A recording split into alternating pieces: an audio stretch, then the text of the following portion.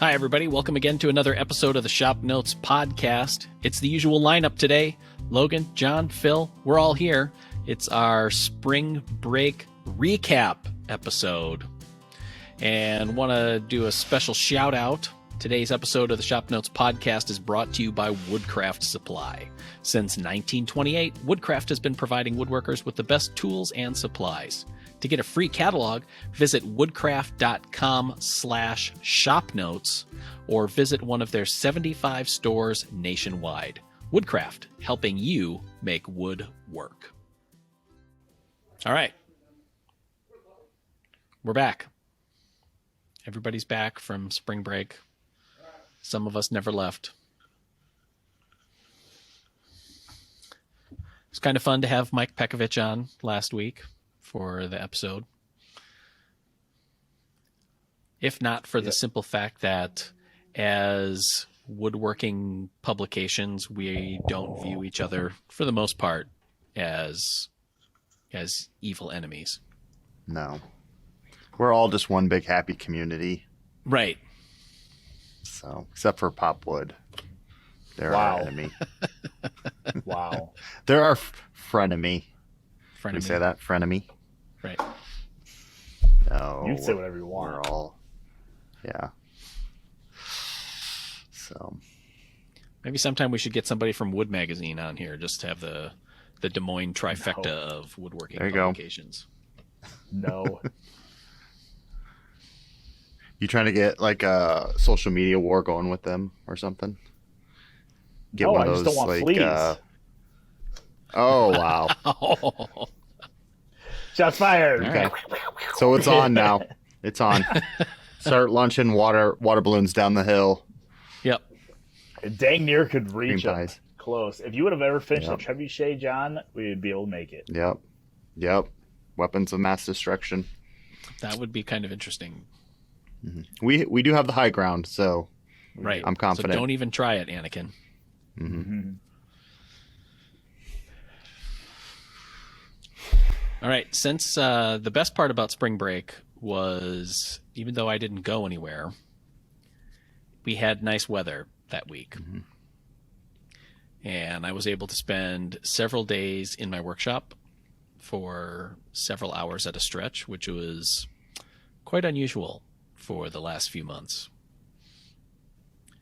And I know that we've had a couple of people asking about my workbench that I built last year, and I showed that on our YouTube channel. I'll put a link for that in the show notes page, wondering how it's worked out. And I will have to say that it's delightful. I really enjoy that bench.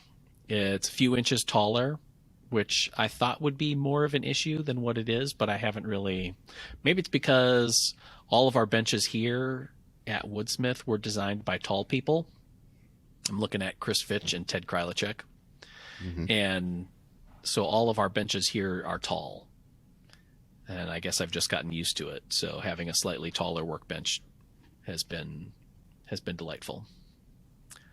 And the surface of the bench top is made from the white fir, and it's acquired some love marks, little dings and dents or whatever, but it's breaking in very nicely. It stayed pretty flat, even compared to what I thought would happen for going through an Iowa winter. So I've been loving it. Mm-hmm. So has it been a full year since you completed that? No, I think July is when I completed it. But people had been asking about it, and having been able to spend some concentrated time working at it over the past week has kind of allowed me to be a little bit more aware of what I think of it. So, yeah, I don't know. Time all blends together in the shop, so I just couldn't remember if it had been a full year or not. So yeah, I do like having the storage below, because that was one of my main beefs with my old bench, was that open space underneath that just kind of collected crap. So just having them as drawers is very nice, because it just has a better visual cleanliness look to it. But also having some of those accessories like in a drawer close at hand is very nice. So, and the enclosed base all the way to the floor has made sweeping up in my shop so much easier.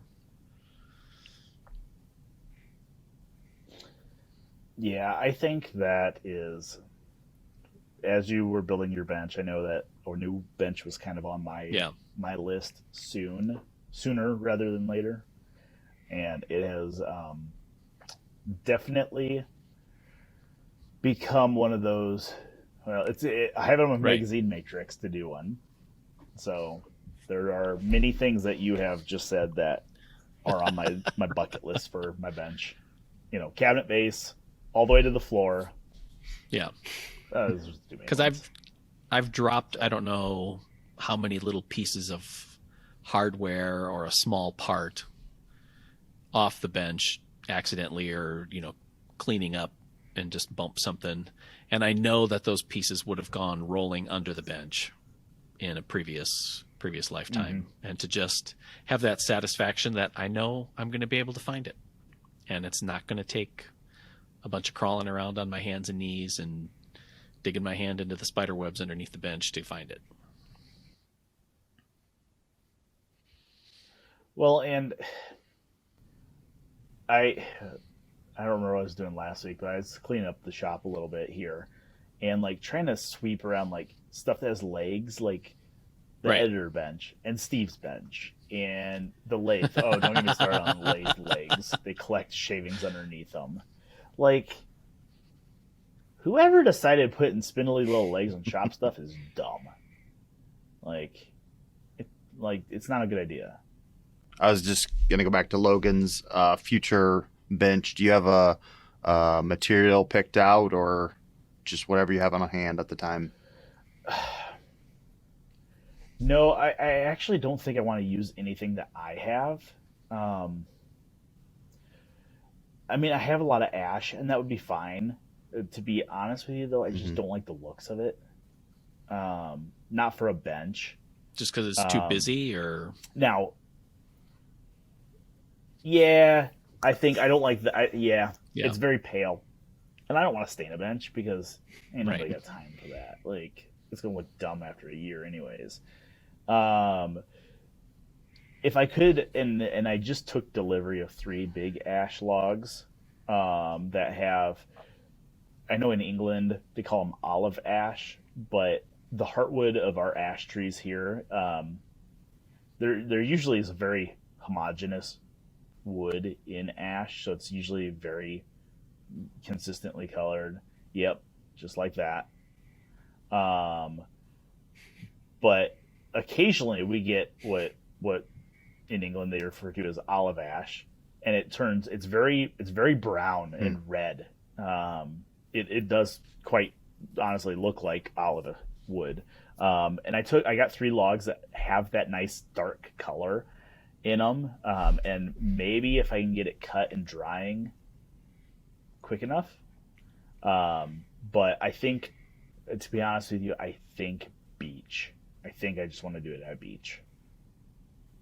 So, I'm very, and I probably have said this, I'm very heavily interested in doing a shaker style bench, and I know everybody's done one. I know I hear it already. Everybody's done a shaker style bench, but so I think like a painted base, beech top, you know, it's kind of what I'm thinking, because beech is hard, not super hard, but it's hard enough. Yeah, it's kind of where I'm thinking. Cool. So getting European beech in, is that what you're saying? Or do you have a source on local? I'm a PN beech. What's that? European? Yeah. I'm a PN beech yet. Nope. I probably will just go with good old fashioned Liberty hardwoods, the traditional beech supplier. So I would love to go up to like Wisconsin or somewhere and get a bunch of beech logs and bring them down and cut them. Like that would be if I could figure out a way to make that a legitimate story and a legitimate work expense to do, then absolutely. So there's our I've heard challenge that- for listeners for this podcast is Yes. If you have beach logs, I would think that you wouldn't want to cut the beach logs with your mill because they're usually pretty sandy. they are. like They're very grit. sandy. A lot of silica content. I was waiting for that. Yeah. Mm-hmm. But just got to put the Yeah. negative rake blade on. Okay.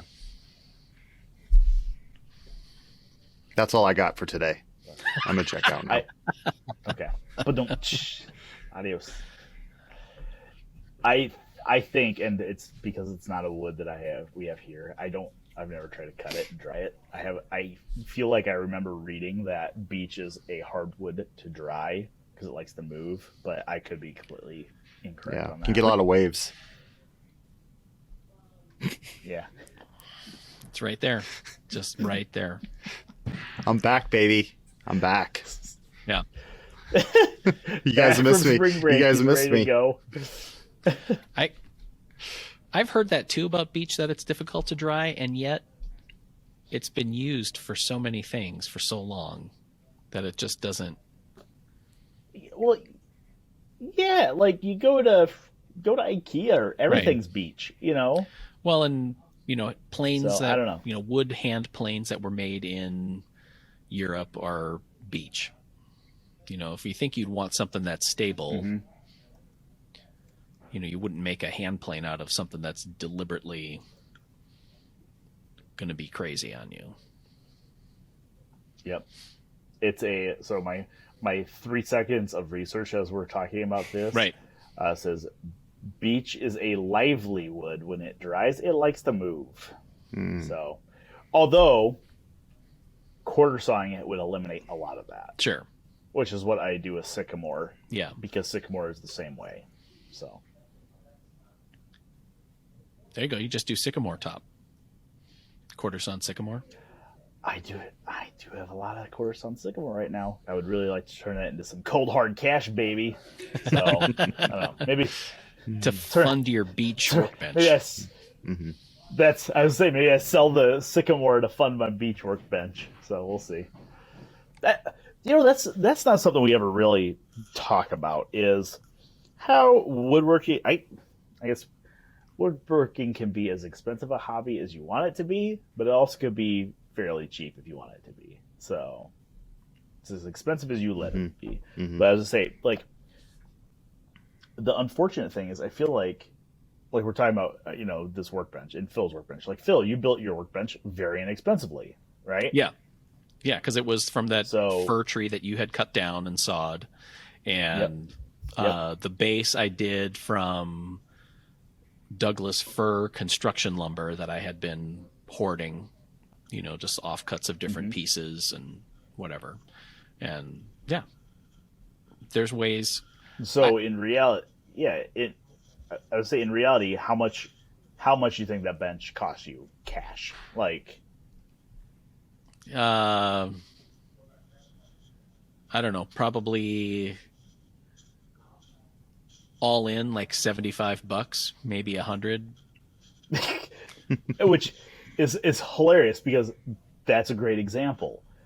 Whereas I'm just going to go buy the beech, and probably if I'm building a workbench like this, probably going to have some bench crafted hardware on it. Yeah. Probably going to cost me $1,500. Yeah. So it's one of those things, is like, will one function better than the other? Depends on how you work. Maybe, maybe not. Right. Yeah. And I guess So- that's the other part that gets me is that it's really easy to, and I struggle with it here at the magazine and in talking about things, is to be real. You end up being very prescriptive on how you talk about woodworking based on the type of woodworking that you do. And Yeah. it's fairly easy to become a little narrow in what you're seeing, because my workbench works very well for me right now because of the type of work that I do. And that's why I built it the way I did, is because I knew how I was going to work, the type of projects that I build on it, and the experience from what I've had in the past from my previous bench. Like I had, that the low cost of my bench was the fact that I took the vise off the old one and put it on the new one, so I didn't have a new vise expense on there. And I think it was mostly fasteners, glue, and the knobs on the drawers. Did you paint something? Yeah, I bought some paint because I did the panels on the base were plywood panels, so I had a real rigid, 2 side assemblies, and then the back assembly were plywood panels that I ended up painting. So, but again, a lot of that was kind of scavenge stuff, and if you're selective about what you keep and hold on to or what you're going to use it for, like the Douglas fir construction lumber, you dress it up, run it through a planer and joiner, and it's taking on that really cool, mellow, kind of like, I don't know, amber, orangey kind of look that fir gets. Mm-hmm. And it looks really nice.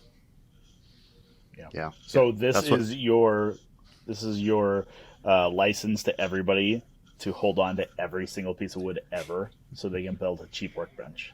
Sure. Yep. And find somebody who is a Sawyer. That's my big takeaway lesson from the last couple of years is make friends with somebody in your area who's a Sawyer, because you are liable to throw find some lumber for them. Yep. Well, yes. I mean, I fully recognize the fact that my position working at Woodsmith gives me access to a lot of high quality scrap wood that may not be available for everybody. However, part of that relationship is also being with you and knowing that you saw logs for a variety of people. If they're storm damaged or something like that, you're just going to help out and saw them. And, like that white fir, like that was, it's not a fine furniture wood necessarily, but it didn't deserve to get ground into mulch either, or doused in diesel and lit up, So, I mean, if you would have sold that fir, that still wouldn't have been that expensive. Very much out of it. Right. No. That entire log, cutting it and selling it, like, to be honest with you, my time I had into it was more valuable than what I would have sold it for. Yeah. Because of what the species was and some of the shakes it had in it. Right. Yeah. Which took effort on my part to cut around that and to work with that. And I wanted the benchtop to be benchtop and drawer faces to be as free of knots as possible. There's some small little pin knots and there's pitch pockets in there and whatever, but I was able to cut around all of that, and I have a really nice looking benchtop and drawer faces as a result of it. So that part is really cool to me. So, which I thought was kind of interesting. Little side note here. The Iowa Department of Natural Resources does a magazine, Iowa Outdoor. And their current issue has an article on people like you, Logan, like boutique Sawyers, and how they find, that getting to know somebody who, like you or Millie Wood here in town, Tom, they're able to find and saw unusual trees, because you're not trying to meet some kind of demand of 50,000 board feet of X tree. You can be like, cool, this white fir looks pretty sweet. It's only one tree, but let's do it, because there might be somebody that likes it. Or sycamore, like you've had, Commercial sycamore is just tough to work with and find. Yep. So, and that's something I kind of struggle with, is the more I cut. How does every one of these podcasts evolve into me talking about sawmilling? I won't apologize for it, but you guys bait me into these conversations. I know it. You're like that teacher that we can get off topic by just like coming up with random stuff. Just get you going. No test today, kids. Yeah. But like, I struggle with that because I love that type of thing. Like, I love white fir tree. Like, come on, when do you see that? Or like, I brought home. I feel I showed you this. Actually, you helped me split it in the shop. That stupid hawthorn tree. Like, I love that. Like, when the hell are you gonna find hawthorn, right? Yeah. But at the same time, I quickly realized how much more difficult it is to cut and stack live edge stuff like that than it is for me just to take a big old pile of white oak and turn it into a pile of white oak boards. It stacks a whole lot more nicely in my yard, and it looks Sure. a whole lot better too. So, I'm trying not to stop with those weird specialty trees like that, but they definitely take a little more effort, and they're a little bit more pain in the butt, which is maybe why, if you do find them, they are a little bit more expensive. Like, yeah, there's a lot of, apple trees around, but it's not an easy wood to cut and stack a 1,000 board foot pile that I can then dry and sell commercially. So, Right. Yeah. it's that opportunity cost. So, but yeah, back to the original question, beech for the workbench. There we go. Okay. And a shaker style. And a shaker style. So, All right.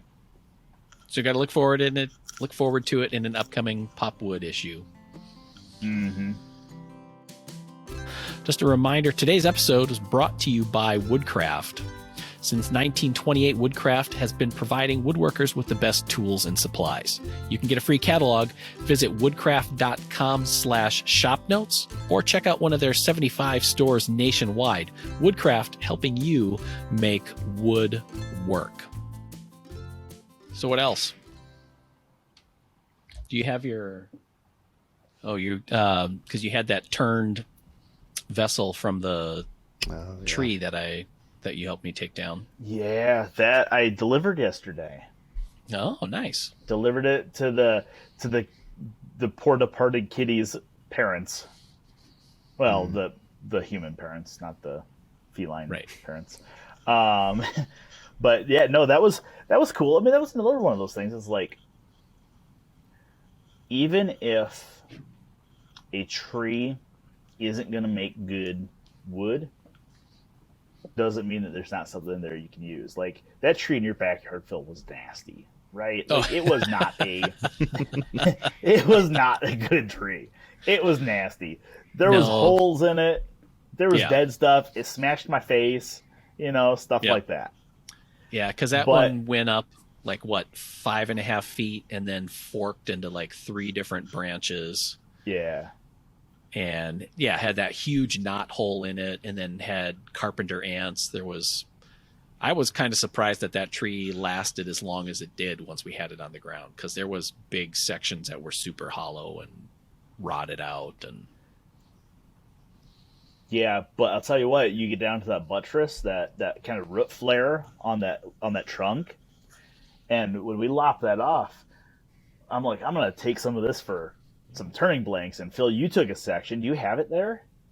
Yeah, I have part of it that I'm working on a piece. I'll take a picture of it and put it on I'm making a hollow shrink box vessel with it. And what kind of surprised me is the blank that I had was like 5.5 inches thick, probably 15 inches tall, and maybe like 18 wide. And from the outside, it just kind of looked like generic maple, because it was just chainsawed. Sean just chainsawed it into a rectangular blank. And when I cut out this piece and cleaned up one of the faces, like, it's super curly. You can't quite see it on there. I'm going to see if I can get a photo of it and put it on the show notes page. But some of those faces are really curly on there, and it's got some nice coloring in it for, like soft maple usually has better coloring, I think, than hard maple. But even then, it can still sometimes be just kind of eh. I said they both suck, but hard maple sucks just a little bit less. But no, I think you get down to that buttress where we cut that blank out of, where I cut some of my blanks out of. And there's so much compression. I mean, you figure a tree of that size probably weighs, better part of 15,000 pounds. Right. So as everything sits, all that force is getting pushed into a cylinder that's basically 3 feet across. So those fibers are getting crunched down like a slinky, and that's where that curl comes from. So even an unassuming, nasty tree like that I'm like, I don't want anything to do with, from a sawing standpoint, Yeah. you get into something like carving or turning or a shrink pot like that. Like, there's some really nice figure in there. That little hollow vessel I did on Video Edition, for anybody that subscribes to our Video Edition. It had some really cool bark inclusions on it, so it was curly and bark inclusions, compression figure. I have a couple more pieces, and actually we just stacked all that foam on another piece of that in the back of my truck. And it's just, because you took like 3 or 4 burls, right, out of between the front one and the back tree. Yeah. Well, and I have your front tree. I have a couple of the butt sections still, because I ended up with a dump trailer going to my house and dumping it in my yard, which I hope you don't see my wife anytime soon, Phil, until she forgets about that.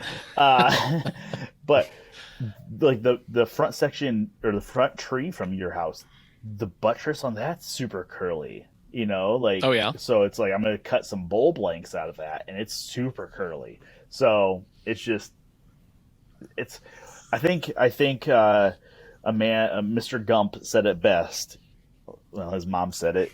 It's like a box of chocolates. You never know what you're going to get. So same thing with tree.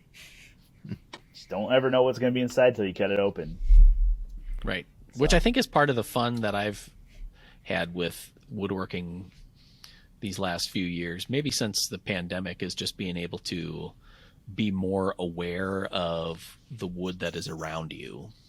Mm-hmm. And I think that's probably something that I've picked up from green woodworking folk that I follow online or have been in contact with, is that they're very in tune with kind of what's available at the moment, rather than going to a lumber yard or woodworking retail store and just kind of seeing what's available there, which there's nothing wrong with that. And I do plenty of woodworking that way as well. But there is another branch of it that I think probably more people could be exposed to. It's just it's harder, because it's like, how do you find a Sawyer that you're going to get to know? Or, you have to have a certain amount of, if you're going to do it, then you have to be kind of available at a moment's notice, because this tree is coming down for construction or from a storm or whatever, and you got to be ready. And there are tools and skills involved with that. So you either have to know somebody and have those relationships built, or know how to do it yourself. And that's, it's funny. You just remind me of a email I got, probably 2 weeks or a week ago, from one of our listeners, Mike. He said he was listening to one of the podcasts, and I must have mentioned something about secondary woods and catalpa in particular, about how I've never cut it and used it. And Mike said, I happened to be working with a catalpa slab at the time and wanted to share some pictures of the bed he made with it. He said he's a hobbyist / amateur level woodworker. I would disagree looking at his picture, and I will put that up on the show notes page too. The catalpa slab is gorgeous. It looks really cool. So at some point, I'm going to have to put a bug in my buddy Sean's ear and Boyan's ear and say, hey, next catalpa tree, give me a holla, because we're going to need to cut that bad boy up. He said it was, if I remember right, Mike emailed me back, said it was pretty soft, like dried pine, he said. So it'd be interesting. So, growing up, my neighbor had a catalpa, was 2 doors down from us. We had like a way to, called it the secret passageway, to go from like his yard through the back of our neighbor's yard in between to get to the backyard of my place. And the back corner by his, they had a catalpa tree, but it had gone hollow at one point, and somebody had filled the bottom section with concrete. Oh God. So, which I always thought was heard weird, good luck cutting that down. Yeah. Well, I've actually heard from some, not arborists locally, but like on some of the arborist groups I'm on Facebook, that was very common. Like, You wanted the tree to stay standing, you just dumped bags of Quikrete inside of it. Like, boo, you're going to have some, you're going to go through some chainsaw chains. Yeah. Yeah. So, and for anybody that doesn't know, catalpa's that tree, at least up here in the northern states, it gets those great big, huge, like heart-shaped leaves almost. And in the springtime, it has, I think, little white flowers on it. Yeah, a ton of them. So, yeah, a ton of them. And does it get I know the southern catalpa gets those big, long, like bean type shoots. I think ours up here do. Yeah. Yeah. So my neighbors did anyway. Yeah. Did it? They make a mess. Yeah. But I have also. They were, as a kid, they were super cool trees because it's like, look at all these flowers, and then you just do stuff with flowers, and then you'd get the beans that would get at the end of the season, and you'd make a mess with those too until one of the parents yelled at us. And we used to do that with walnuts. So we'd wait till the walnuts started getting soggy on the ground, and you start throwing them at each other like splatter balls. Black walnuts, they stain. They stain really bad. Yeah, then your hands are black for like 3 weeks. Yeah. Yep. Yeah. Yeah, we had an apple tree in our yard, so it was always the rotten apples getting thrown at each other. Mm-hmm. And... Yeah. I mowed lawn I think I was in high school for somebody from our church that was getting older, and they had a big yard and had, I don't know, 3 or 4 apple trees in there, and wasn't able to keep up with them. So you're mowing and it's like 50% apple and 50% grass. It's just kind of this weird applesauce stuff that you're kind of blasting through. And yuck. Yeah. So I have a question for you guys, because now you guys got my gears working again on this workbench. You're welcome. Yeah, thank you. Not necessarily workbench related, but it kind of ties into what I was doing this morning, which was cleaning up the photo set. Kind of had crap all over. What would you guys, if you guys had your dream tool storage? Okay, what's it going to be? Is it going to be now? I think we have to kind of differentiate between hand tools and power tools, because generally power tools are not stored the same as hand tools are. Hand tools are kind of that boutique-y on display, kind of the holy grail type display cabinet. Right. What are your guys' thoughts on power tool and hand tool storage options? What do you think, if you had to say, this is what I want, or this is what I want in my shop, what is that? I don't know. Stuff that I'm using a lot, I want out and visible, like hung on a wall somewhere where I can see it. Maybe the stuff I use less, in drawers. So are you a pegboard? Are you a pegboard woodworker, John? Yeah, I'm not afraid to use pegboard. I don't hate it, but whether it be pegboard or slat wall or something like that, where you're hanging up the tools that you use most often, so you can just grab them and you're not digging through drawers or that kind of thing. Yeah. Well, and I asked because I had so anybody that watches our lives knows that the one area that never looks the same week to week is Dylan's corner. Right? It's kind of like that is true. You don't necessarily know what project's going to be there. You don't know what tool cabinet or workbench he's going to be using at the time, because they seem to change very often. And I recently, somehow, but somehow the tool cabinet that Steve had built for Woodsmith, that was at Steve's bench, it migrated to Dylan's area. Right. And Dylan quickly discovered that you could fill it up really quickly. And Dylan has a lot of stuff. He does. And it moved over to the photo set, which I don't mind. It's a nice looking cabinet. It looks good behind the bench while I'm building projects and stuff. But it is fairly small. So that's kind of where this question's stemming from. And a tool cabinet is another project on my matrix. So I kind of want to hear, John says he wants stuff that he's using, regularly, out and available. What do you think, Phil?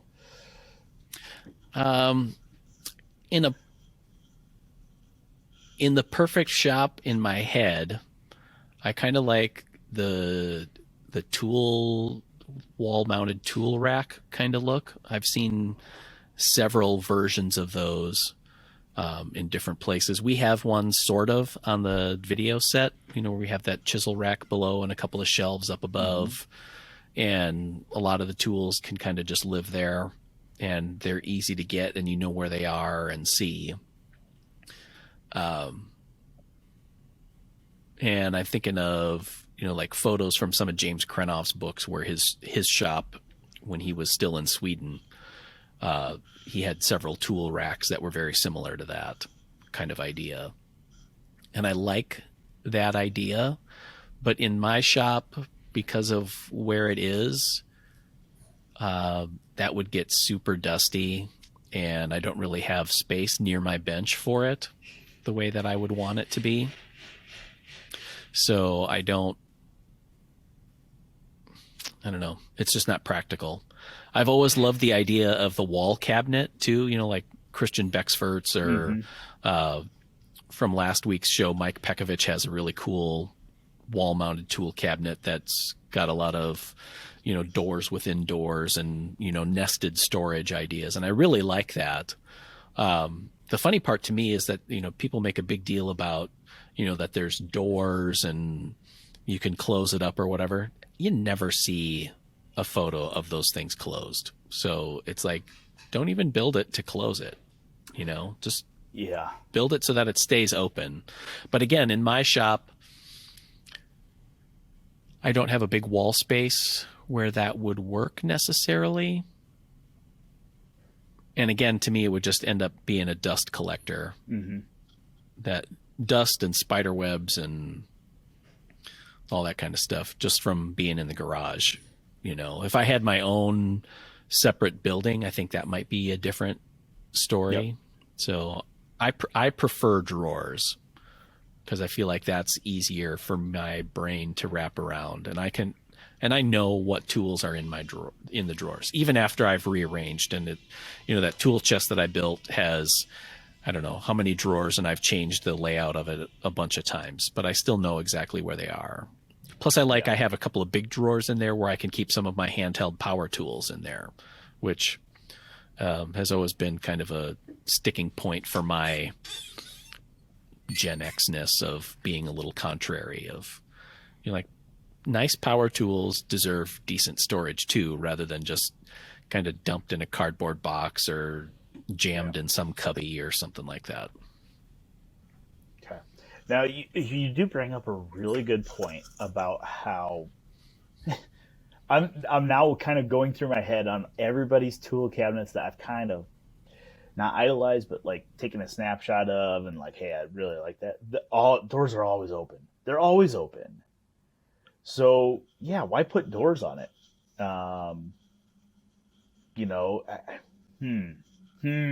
Things that make you go, It's interesting. So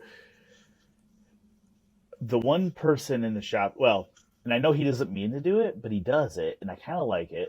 Mark has all his power tools sitting on a bench behind his bench. So like he has that little library table or whatever it is. It's almost like a card is it a card catalog or a card file? Whatever it is, that was his mother-in-law's. Yeah, he was supposed to be repairing, that isn't repaired yet. It sits kind of behind his bench next to the drill press. But he has like his router, his jigsaw, everything's sitting on top of it, just out there in the open. But I kind of like that idea. But I do like being able to put stuff. I like being able to put stuff away. I don't like clutter, so I like being able to put stuff away and shut doors so I don't see it. Because if the clutter's behind the door, it doesn't bother me. But if it's out in the open, then it bothers me. So interesting. Maybe my workbench with the shaker base on it has a door that opens with some big power tool pullouts. That would maybe be a good option. So I'd be interested to hear if anybody has any good suggestions on how they like to, or better yet, photos. Photos are always good. I've always wondered in a cabinet base kind of design of doing like the old flour bin tip out things. If you did something like that, if you had smaller versions of that where you could kind of tuck some power tool storage, like, because the big thing with portable power tools, unless they're cordless, is what do you do with the cord? And I'm not going to wrap it up in a neat little circle and twist it up with Velcro or something like that every time. You just kind of need a place to set it and for the cord to just kind of be with it. So, yeah. Anyway, I just thought that would be kind of an interesting way of dealing with some of those kind of issues too. Yeah. I do like one that I've always admired, and it probably just because of being my formative years of woodworking, is Norm Abram had like a big tool hutch like behind his main workbench area, and the bottom part had big huge drawers where all of those portable power tools kind of lived, because there was plenty of open space in there. And then up above was a variety of open and closed storage for kind of all the bric-a-brac of woodworking. So that's something that I've kind of looked at and tried to model some of my stuff on over the years. Yeah, so I'm looking at it right now. It looks like he had 9 drawers. So 6 big drawers and then 3 shallower drawers above each. So they're in banks of 3. Also looks like he has some bins on the worktop. I don't know what those are necessarily, but interesting. Yeah, just kind of open shelving, open storage above. Yeah, and like Jim Tolpin, back before he went all totally hand tools, when he was doing a lot of cabinetry work, one of his early books had a tool hutch idea that I thought was super cool too, and I've looked at. But otherwise, like his current workshop, if you check out his Instagram page and kind of scroll through what his shop looks like now, if you're kind of a hand tool person, it's like his whole shop is tool storage, and it's all kind of dedicated around specific sections, like he's got hand saws in one spot and all of his drilling accessories in another, and sharpening on one end of the bench. And so that part's really cool. Yeah. So I think Rob Cosman, I don't think he has doors on his tool storage, on his hand tool storage, kind of going back to the hand tool thing. I don't think he has doors on any of his. His is like all open till behind him. Yeah, it is. So if you look at Rob Cosman's, his is all open tool storage, hand planes on the bottom, chisels up top, spoke shaves on one side, and then he has some vertical like pullouts. I don't know what he keeps in those, but that's kind of an interesting style. And his is beveled, so he can kind of step into the center of it and be wrapped around by it. So kind of interesting. Mm-hmm. So John, you got any woodworking thoughts? Oh, so many. They're all just jammed in there. They're all trying to get out at once. What projects are you designing? Are you working on? I don't know if I mentioned it in a previous podcast, but a Mason bee house and some picture frames, which is very generic. So, and the problem with those projects, small projects, is always how do I make them different, and how do I make them not a 1-page or 2-page article? How do I make it more than that? How do I add detail? So, been messing around with some ideas there. Cool. So. One thing that I did over spring break that I had kind of resisted for a while, for the very thing about having tool storage out in the open, was we did a small cart last season on the TV show. 2 doors, had some fun little pullouts that you could customize on. And I've always admired that project. It was an old ShopNotes one. And having that in my shop, I thought it would end up taking up a lot of space, but that's a really cool, compact way to store a lot of power tools. I thought that was a fun design and really adaptable. But it's also another horizontal surface in my shop that can very easily get stuff stacked on it and turn into an area of clutter. So in the sense of killing two birds with one stone, I set up my sharpening station on top of it. And it's basically right behind my workbench. So all I have to do is turn around, and there's that cart right there. And I can keep, I have a box that I keep all the sharpening stuff in so that it stays contained. But I can just lift off different trays and pull out my sharpening things and put a new edge on tools pretty quickly and easily. I had that stuff in a drawer, and I thought having it in a drawer in my bench would make it more convenient to use, but it's not. I'm apparently that kind of a lazy guy that it just felt like more setup that needed to take place, and I just didn't want to interrupt my woodworking. Plus, I had stuff on my bench already, so then where do you put this, and then how does it work? But especially with warmer weather now, having a dedicated sharpening area, especially for using hand tools in the way that I like to use them, I can see a real big benefit from having that. So that was kind of a fun upgrade for me. Yeah. Sounds like you're living in a construction area, Phil. What you got going on behind you there? Just so everybody knows. Right. Yeah. So apologies for the construction going on behind us, but we're kind of moving around our offices here at Woodsmith. So my new office space is in the video studio. So where we film the TV show and all of our YouTube videos. And kind of behind me over this way is area that's getting revamped into some smaller photo studio spaces for our sister gardening and cooking section. So they're doing some drywall and electrical rough ends and all that kind of stuff. So that delightful buzz that you hear in the background is some kind of oscillating tool cutting through bones or something. It's not John's Mason bees. Mm-hmm. Right. That's what it sounds like. Yeah. Angry Mason, which is Kind of why we need a buzzing about. home for them. we got to put them in they're something. just not happy. Right. I thought those were getting delivered.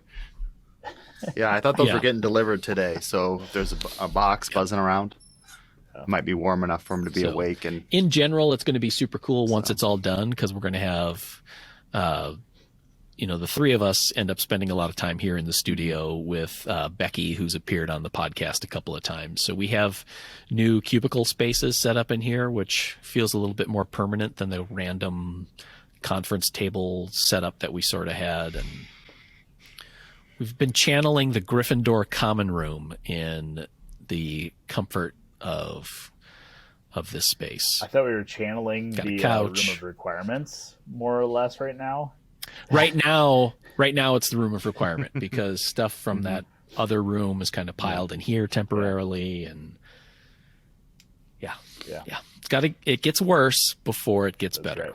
Right. Talking about your sharpening station, Phil, that's one thing I've noticed that I do. I like leaving my sharpening stuff out because I'm more apt to just touch up stuff quick, and I think even if I didn't have it out, I still think I would touch stuff up sooner rather than later, because I have come to realize it behooves me more to take 10 seconds to sharpen something, even if it's just a simple stropping versus going back to a stone. But I have noticed in my shop, it tends to collect dust, like just because dust tends to settle on stuff. It's a woodworking shop, right? So I think it would be cool. Maybe it's a ShopNotes project. We do like a timbre or roll top sharpening station where it's covered, but you roll the top back. Maybe it's a pop wood project. Maybe you should just not write that down, Phil. Okay. Too late. But something that's covered, and you can just quickly open it up. Stones are there, set up, ready to go. Sharpen. Close the door. Gotta remember to close the door. So you put doors on your sharpening station, but not on your tool cabinet. yeah. Yeah. I think we had a project from ShopNotes that was in the shop there for a while that had a top that, it slid open. So it had wings, and then there was the stones underneath or whatever. But yeah, you go a lot of different directions that way. Mm-hmm. So it's a good idea. Because I was thinking another thing would be like, because not everybody's sharpening setup, depending on the tools they use, is the same. Like, even for you, Logan, like your sharpening setup for turning tools is different than chisels and hand planes. Anyway, to do an article on different sharpening stations that somebody would have, because you could have somebody, I think of like Vic Teslin, who has, he does most of his sharpening on a Tormek. So that's going to look different than somebody who has mostly stones of some kind. Yeah. Well, and I think maybe more than anything else, it's easy, depending on how into woodworking you are, I think it's easier to end up with more sharpening systems in your shop than anything else. Like, there's only so many ways to drill a hole, right? A drill press or a drill, for the most part. But how many different, like, you're absolutely right. Like, in my shop, I have my grinder, I have my oil stones, I have my diamond stones, and I probably have a couple wet stones. I have some slip stones. I mean, there's all these different, they each have an individual use. And I absolutely could see adding a Tormek into my shop to do grinding on some of, like doing the initial bevels on some chisels or whatever, hollow grinding stuff. I mean, even though I could probably use my grinder for that. It's easy to end up with a bunch of different stuff. All valid though. I mean, I don't need oil stones and water stones and wet stones and diamond stones. I don't need all that stuff. But the grinder is necessary for my turning tools. Oil stones and wet stones and diamond stones are necessary for my edge tools. So kind of different uses, but yeah, that would be interesting. Yeah, you can definitely collect a lot of stuff if you're doing more than just chisels and plain blades. If you're doing the turning tools and carving tools and all that other stuff too requires. Now I do think that specialty sharpening. There are systems that can do a lot of it. Like you said, Vic uses a Tormek. The Tormek, I think, has the ability to do it all. You just have to know how to set it up and how to use it correctly and use the jigs correctly. It's a slow system. And get all those jigs. Yeah, because they're expensive. It is slow, too. Didn't you have a Tormek knockoff for a while? I had the Rikon version, yes. And I sold it. And the reason I sold it is because it was so slow. It was one of those that I bought it for... I bought it to do the initial grind on some of my like plane irons, my chisels, hollow grind them to a particular angle, and it would give you a very serviceable edge for most things, but I'm always going to go to a stone afterwards. But when I bought nice CBN wheels for my grinder for sharpening my turning tools, I realized how much quicker it is to just take it to the 80 grit CBN wheel, and I can grind that bevel really fast because I'm going to a stone anyways, so it doesn't need to be as polished of an edge as the Tormek gives you. So, completely valid, and I'm not knocking Tormek users or Tormek as a system at all. It works very well. It just happens to be a slower system than what I use. So, well, and I think it comes down to the point of like you have to take ownership of whatever system you're using. Like if you're going to have a Tormek, then do the deep dive and go all in and figure out and spend the time to make it work. Yep. And Vic's done that, his stuff that he shows on his site, and, he does classes on it. Like, he is smart about how he uses it and has invested in it, both in time and in the accessories that go with it. Yeah. So if it's the same thing with, oil stones or water stones or diamond stones, like take the time to maximize your performance with them. Yep. And know what you're getting. Yeah. Well, and there are actually a handful of really good turners. Some of the best turners in the world actually use the Tormek. I mean, 95% of turners use grinders. But I know like Glenn Lucas, Nick Agar, they use Tormex. They give you a sharper edge than a grinder does, generally. But they use them, and I mean, they're, depending on what you're sharpening, though, sometimes the finer ability is lost on that tool. Some of the powdered steels, like Doug Thompson's tool, I think they're V10 steel. His tools hold edges very long, but they don't get as sharp because they're a larger grain. So it's like going above a 220 grit wheel doesn't actually do anything because the steel's ability to get that sharp, it can't do it. So yeah, I mean, we have a Tormek in the shop here, and we replaced the wet wheel with a big CBN wheel. Yep. So it's like kind of crossing the streams a little bit. I mean, it's obviously not as fast as as a grinder. More traditional dry grinder. Yep. But well, and I think so you have some of those benefits both ways. I think Steve also, I heard Steve say, man, he bought I think it's a 400 grit wheel, CBN wheel for that Tormek. Maybe. After he bought it, he's like, I should have got the 220. Because it does take a long time. So, but you know what? Hey, sharpening should be your Zen place. Right. Yeah. Once you enjoy sharpening, you will sharpen often. I think once you enjoy using sharp tools, you will sharpen often. There you go. You will sharpen more often. Mm-hmm. So, all right. I think that wraps up another episode of the ShopNotes Podcast. If you have any questions, comments, or smart remarks, I'd love to hear from you.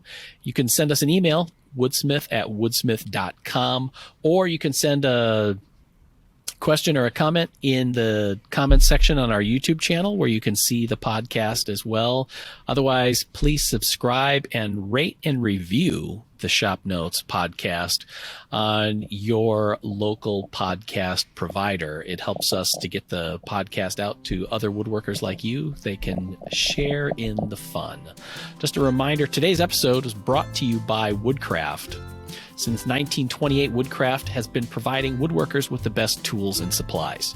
You can get a free catalog. Visit woodcraft.com/shopnotes or check out one of their 75 stores nationwide. Woodcraft, helping you make wood work. Thanks for listening, everybody. We'll see you next week. Bye.